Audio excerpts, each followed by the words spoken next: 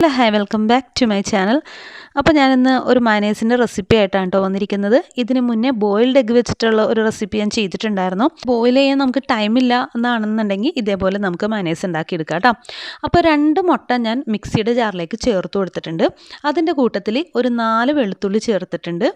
1 teaspoon വിനാഗിരിയും ചേർത്ത് കൊടുത്തിട്ടുണ്ട്. ഇനി ആവശ്യത്തിന് പഞ്ചസാര, നേരിയൊരു മധുരിപ്പ് വേണമെന്നുണ്ടെങ്കിൽ ഇത്തിരി മാത്രം പഞ്ചസാര ചേർത്ത് കൊടുക്കാം. ഇനി അതൊന്ന് അതിനാവശ്യമായ ഉപ്പും കൂടി ചേർത്തതിന് ശേഷം മിക്സിയുടെ ജാറിൽ നന്നായിട്ടൊന്ന് അരച്ചെടുക്കുക. ഇനി അടുത്തത് മെയിൻ ഇൻഗ്രീഡിയൻ്റ് ആയ സൺഫ്ലവർ ഓയിലാണ് കേട്ടോ നമ്മൾ ചേർത്ത് കൊടുക്കുന്നത്.